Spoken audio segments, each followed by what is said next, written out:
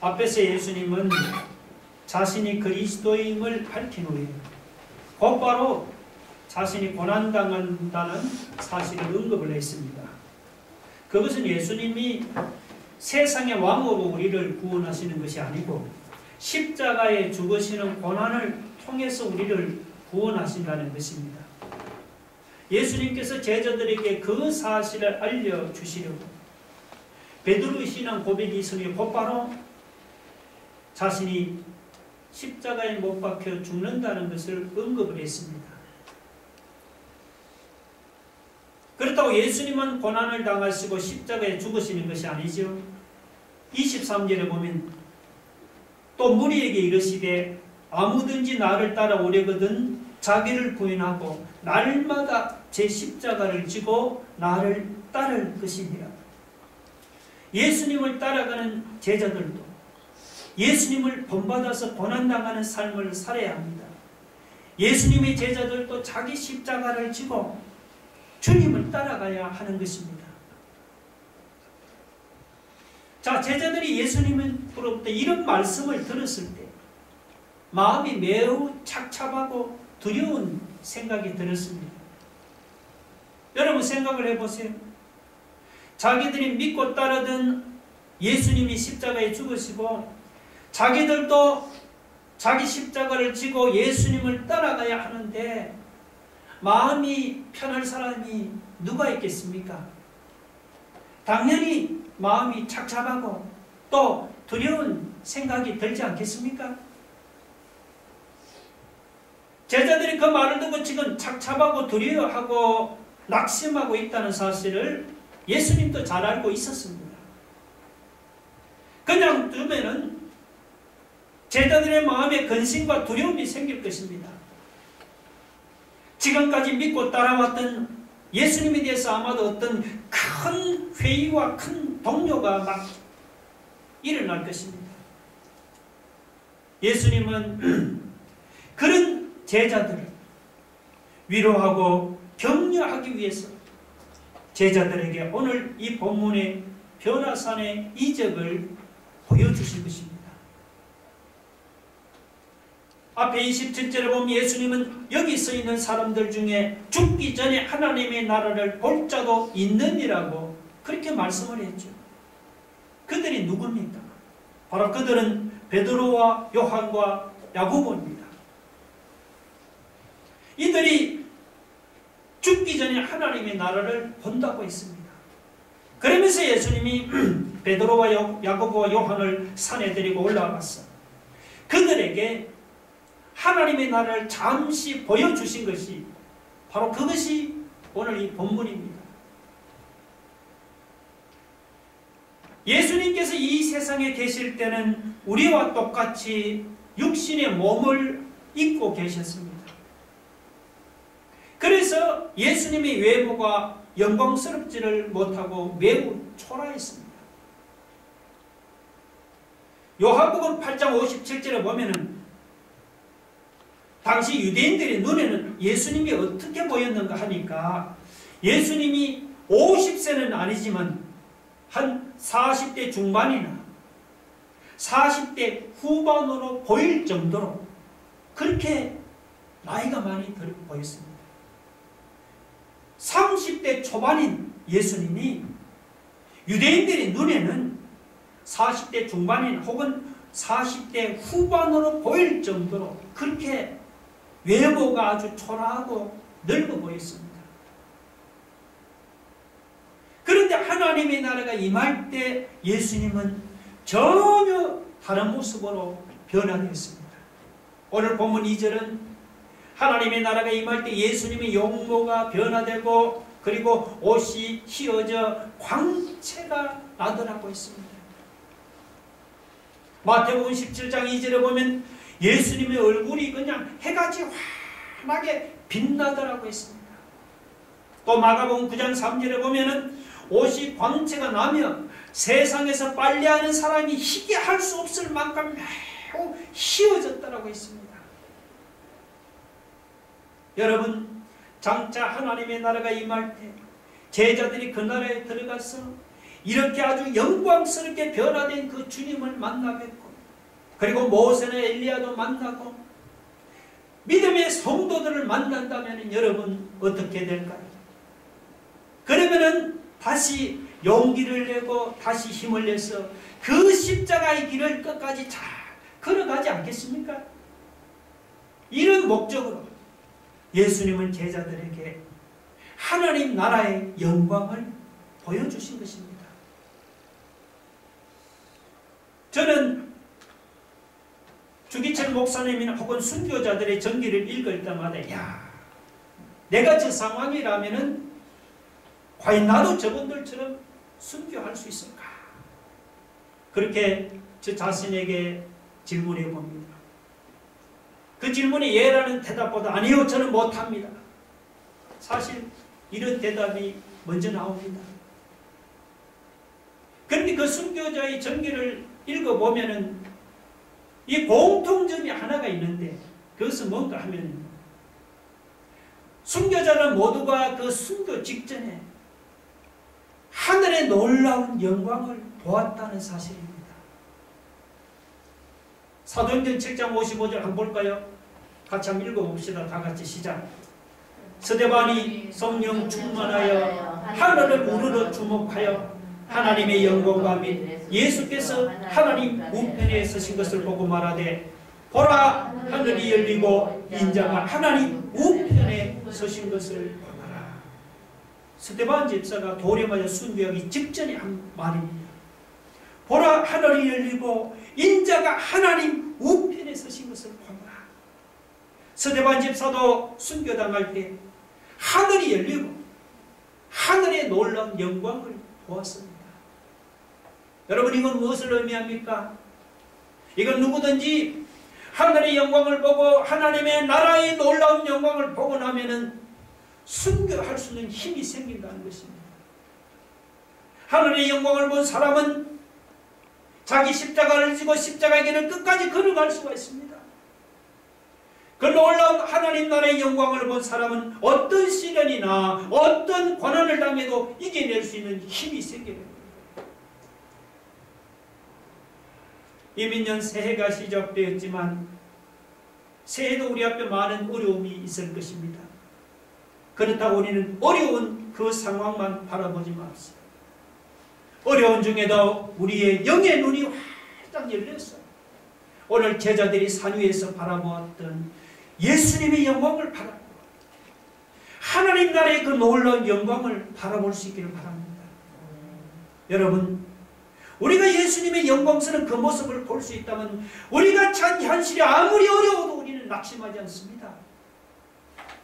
우리가 눈이 열려서 영광스러운 그 하나님 나라의 모습을 볼 수 있다면 우리에게는 십자가의 길이 아무리 힘들어도 우리는 그 길을 끝까지 잘 걸어갈 수가 있는 것입니다. 주여, 우리의 눈이 열려서 제자들이 보았던 이 변화산의 놀라운 영광을 우리도 볼 수 있게 하옵소서. 여러분, 이런 기도가 우리에게 있기를 바랍니다.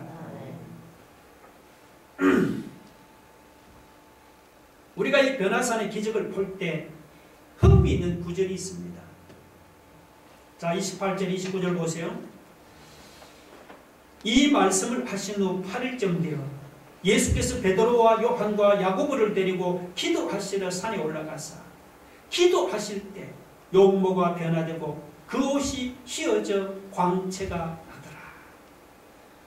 예수님이 기도하실 때 용모가 변화되고 옷이 휘어져 광채가 나는 놀라운 변화가 나타났습니다. 반면에 제자들은 어떻습니까? 제자들도 예수님 같이 기도했습니까? 아니죠. 제자들은 기도해야 할 때 기도하지는 않았습니다. 여러분, 32절 보세요. 베드로와 및 함께 있는 자들이 깊이 졸다가, 예수님이 기도하실 때 제자들은 깊이 졸고 있었습니다. 아, 선생님께 기도하는데 제자들이 지금 자빠져 잠을 자고 있는 거예요. 이런 것도 어찌 예수님이 제자라고 할 수가 있겠습니까? 제자들이 이렇게 기도하지 않고 졸다가 어떻게 됐습니까? 자, 30절 보세요. 문득 두 두 사람이 예수와 함께 말하니 이는 모세와 엘리야라. 지금 베드로가 요한과 야고보가 졸다가 비몽사몽하며 눈을 떠보니까 아니 엘리야와 모세가 나타났어. 예수님과 지금 더불어 말하는 것이 보였습니다. 이 엘리야는 여러분 예수님보다 900년 전에 살았던 사람입니다. 모세는 그보다 훨씬 더 전이죠. 예수님보다 1500년 전에 살았던 사람입니다. 베드로와 요한과 야고보가 잠을 자다가 비몽사몽간에 눈을 떠보니까 지금 눈앞에 1500년 전에 살았던 모세와 900년 전에 살았던 엘리야가 나타났어요. 예수님과 더불어 지금 대화를 나누고 있습니다. 이게 지금 꿈인지 생신인지 도무지 분간이 안 됩니다. 베드로가 깊이 잠을 자다 비몽사몽하니께서 이런 놀라운 광경을 보고는 자기 눈을 의심했습니다. 그래서 얼떨결에 이런 말을 했어요. 자, 33절 보세요. 주여, 우리가 여기 있는 것이 좋사오니 우리가 초막셋을 질 때 하나는 주를 위하여, 하나는 모세를 위하여, 하나는 엘리야를 위하여 하사이다 하고 자기가 하는 말을 자기도 알지 못하더라. 자다가 깨어나서 갑자기 여러분 초막셋은 왜 짓겠다는 것입니까? 베드로는 참깨에 놀라운 광경을 보고는 충격을 받아서 지금 제정신이 아닌 거예요. 자기가 하는 말을 자기도 알지 못하더라 했습니다. 베드로가 깨어 기도해야 할 때, 기도하지 않고 이렇게 자빠져 잠을 자다가 깨어나서는 자기가 하는 말을 자기도 모르는 지금 잠꼬대를 하고 헛소리를 하고 있는 거예요. 여러분, 베드로만 그런 것이 아닙니다. 우리도 깨어 기도해야 할 때 기도하지 않고 잠을 잡니까? 그러면 우리도 베드로처럼 이렇게 자다가 잠꼬대하는 신세가 되고 말입니다. 그래서 예수님 베드로에게 마태복음 26장 41절에 뭐라고 했습니까? 시험에 들지 않게 깨어 기도하라고 경고했습니다. 깨어 기도하라. 오늘 우리가 베드로처럼 자다가 이렇게 헛소리하는 신세가 되지 않으려면 여러분 금년에는 깨어 기도에 힘쓰기를 바랍니다. 반면에 잠을 자던 베드로 달리 깨어 기도하시던 예수님은 어떻게 되었습니까? 29절에 기도하실 때 용모가 변하고 옷이 휘어져 광채가 나더라. 우리는 여기 용모가 변해도 옷이 휘어져 광채가 나는 부분에 많이 집중하는데 그 전에 기도하실 때 이런 놀라운 변화가 일어났습니다. 예수님은 기도하시던 중에 용모가 변했다. 깨어 기도하시던 중에 얼굴이 해같이 빛나고 옷이 휘어져 광채가 빛났습니다. 기도하시던 중에 예수님의 모습이 이렇게 영광스럽게 변화된 것입니다. 여러분, 기도하면 예수님의 용모만 변화되는 것이 아닙니다. 기도하면 우리의 용모도 변화됩니다. 기도하면은요, 사나운 얼굴이 아주 부드럽고 온화한 얼굴로 변화됩니다. 어둡고 수심이 가득 찬 얼굴이 해같이 환하게 빛나는 얼굴로 변화됩니다. 기도하면은요, 심술궂은 얼굴이 감사가 넘치는 얼굴로 변화됩니다. 탐욕스러운 얼굴이요, 은혜 받은 얼굴로 여러분 180도로 변화됩니다. 용모만 변하고 얼굴만 변하는 것이 아닙니다.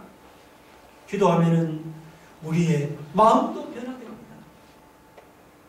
기도하면은 근심 걱정이 가득한 마음이 평안과 찬양하는 마음으로 변화됩니다. 기도하면은 불평 원망으로 가득 찬 마음이 감사하고 여러분 찬양하는 마음으로 변화되는 겁니다. 기도하면은 매사에 확신이 없이 흔들리고 심하던 믿음이 흔들리지 않는 견고한 믿음으로 변화되는 겁니다. 마음은 변하는 게 아니죠. 기도하면 우리가 처한 상황도 여러분 변화됩니다. 기도하면 꽉 막힌 상황, 답답한 상황이 뚫어지는 변화가 일어납니다. 기도하면 내 힘으로 해결할 수 없는 문제가 해결되는 역사가 일어납니다. 그뿐 아니죠. 기도하면 하나님이 살아계시는 체험을 하게 되고 성령 충만을 체험하게 되고 기도하면 하나님의 능력을 체험하게 되는 거예요.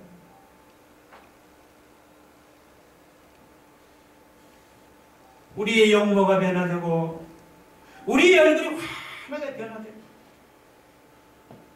우리의 마음이 새롭게 변화되기를 원한다면 우리는 하나님께 나가 기도해야 합니다. 여러분이 처한 상황이 변화되고 살아계시는 하나님을 체험하고 성령의 충만과 하나님의 능력을 체험하기를 원한다면 베드로처럼 기도해야 할 때 잠을 자지 마시고 영적으로 깨어 일어났어. 여러분 엎드려 기도에 더 애를 쓰고 힘을 쓰는 올 한 해가 되기를 바랍니다. 아멘. 우리가 이 변화산의 기적에서 얻을 수 있는 교훈이 두 가지가 있습니다. 하나는 뭐냐 하면 십자가 사건의 중요성입니다. 지금 베드로와 요한과 야고보가 깊이 졸다가 깨었어. 하나님 나라의 영광을 보질 않았습니까? 자, 그때 하나님 나라에서 무슨 일이 일어나고 있었습니까? 보니까 자, 여러분 32절 보세요. 베드로와 및 함께 있는 자들이 깊이 졸다가 온전히 깨어나 예수의 영광과 및 함께 선 두 사람을 보더니 했습니다. 이 두 사람이 누구냐? 30절을 보면 아까 얘기했죠. 모세와 엘리야였죠. 베드로와 요한과 야고보가 졸다가 깨어나서 보니까 모세와 엘리야가 하나님 나라에서 예수님과 함께 이야기하고 있는 것을 보았죠. 자, 여기서 이 모세와 엘리야 여러분, 이는 누구냐 하면 이 두 사람은 구약 성경을 대표하는 두 사람입니다. 구약 성경에서 모세는 율법을 대표하죠. 그리고 엘리야는 예언서, 선지서를 대표하는 사람입니다.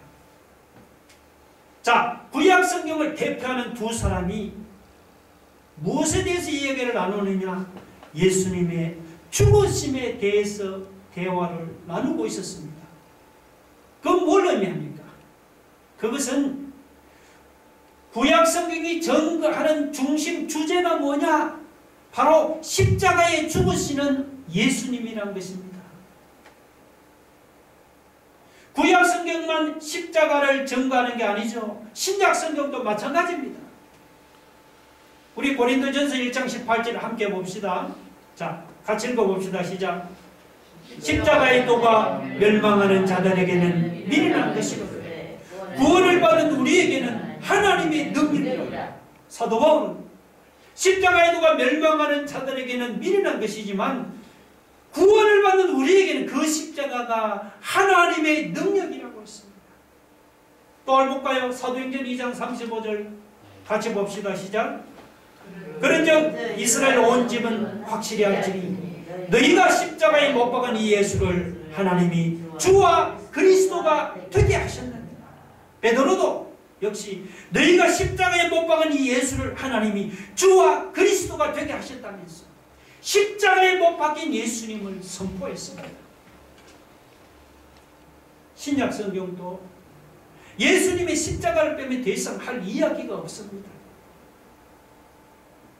그렇다고 예수님의 십자가가 신구약 성경의 주제만이 아니고 오늘 본문에서 모세와 엘리야가 지금 하나님 나라에서 예수님과 함께 나누는 대화의 주제가 무엇입니까? 눈물도 없고 슬픔도 없고 죽는 것도 없는 하나님 나라의 영광에 대해서 지금 대화를 나누고 있습니까? 아니죠. 자, 여러분 31절 봅시다. 31절 같이 읽어봅시다. 시작. 영광 중에 나타나서 장차 예수께서 예루살렘에서 별세하실 것을 말하세. 장차 예수께서 예루살렘에서 별세하실 것을 그들이 하늘나라에서 얘기하는 주제가 바로 이겁니다. 모세와 엘리야가 지금 하나님 나라에서 예수님과 더불어 나눈 대화의 주제는 장차 예수님이 예루살렘에서 별세하는 것입니다. 무슨 눈물도 없고 슬픔도 없고 죽는 것도 없는 그 하늘나라의 그 영광에 대해서 얘기를 하는 게 아니고 예수님이 예루살렘에서 십자가에 못 박혀 죽는 그것이 바로 하나님 나라에서의 대화의 주제였습니다.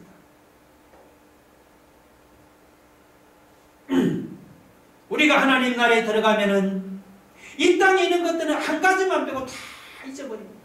여기 있는 것은 우리가 하나님 나라에 들어갔어도 잊지 못하는 이 세상의 한 가지가 무엇입니까? 그것은 바로 예수님의 십자가입니다. 십자가. 예수님이 죄인을 위해서 십자가에 못 박혔다는 이 사실은 우리가 장차 하나님 나라에 들어갔어도 잊지 못하고 이야기할 정도로 중요한 사건입니다.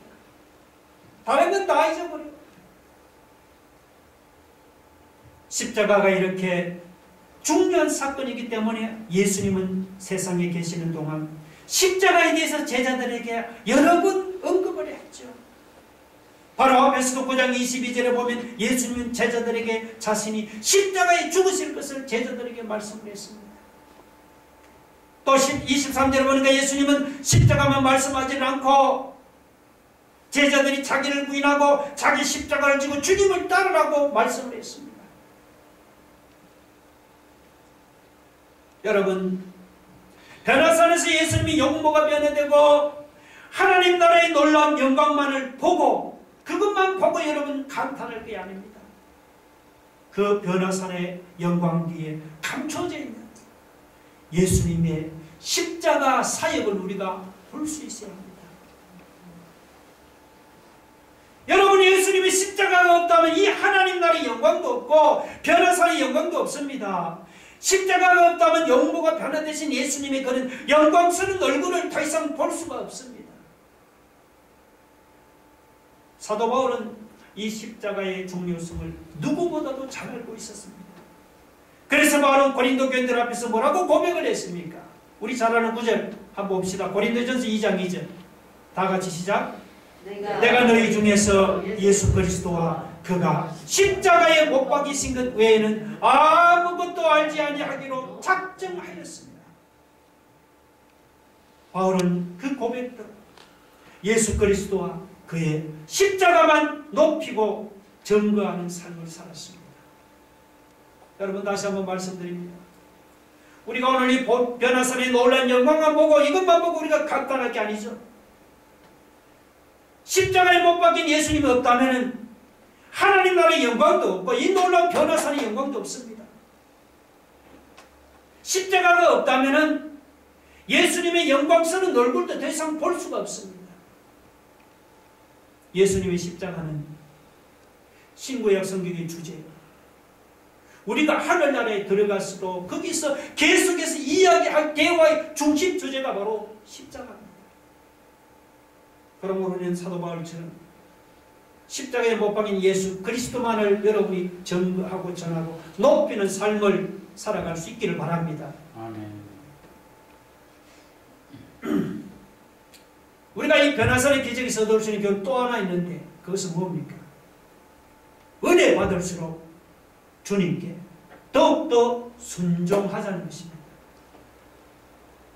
자, 여러분, 보통 사람 같으면 말이죠, 이런 변화산의 기적 같은 하늘의 놀라운 영광을 체험하면은 어떻게 할 것 같습니까? 만약 여러분이 산에 올라가서 막 산기도를 하다가 이렇게 하늘이 열리고 하나님의 영광을 보는 것 같은 이런 놀라운 체험을 하면은 여러분 어떻게 할 것 같습니까? 보통 사람은 두 가지 반응을 보입니다. 하나는 뭐냐? 고린도 교인들 같이 자기 자랑을 합니다. 내가 이런 거 봤다. 고린도 교인들은 하나님으로부터 많은 은사를 받았다고 막 자랑하지 않았습니까? 우리도 만약 신령한 영적인 체험을 하면은 고린도 교인들 같이 막 자랑하는 사람이 분명히 여기 생길 거예요. 나 이거 봤다. 너 봤냐? 또 하나는 뭐냐 아닙니까? 오늘 베드로처럼 자기가 경험한 은혜를 자기만 간직하고 남들과 나누지 않고 자기만 누리려 합니다. 베드로가 그랬죠. 베드로가 변화선의 놀라운 영광을 보고 압도당해서 예수님께 뭐라고 제안을 했습니까? 여러분 33절 보세요. 주여 우리가 여기 있는 것이 조사오니 우리가 초막셋을 짓게 하나는 주를 위하여 하나는 모세를 위하여 하나는 엘리야를 위하여 하사이다.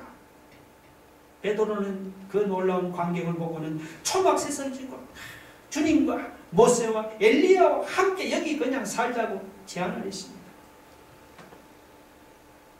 베드로는 자기가 체험한 그 놀라운 변화선의 영광을 다른 사람들이 나누어 주려고 하지는 않았습니다. 주여 우리가 여기 있는 것이 조사오니 하면서 주님으로부터 그 놀라운 은혜를 그냥 자기들끼리만 누리려고 했습니다. 세상에 이런 고약한 신부가 어디에 있습니까? 근데 하나님의 생각은 달랐습니다. 베드로와 요한과 야고보만이 하늘의 영광을 누리는 그것이 하나님이 바라는 바가 아니었죠.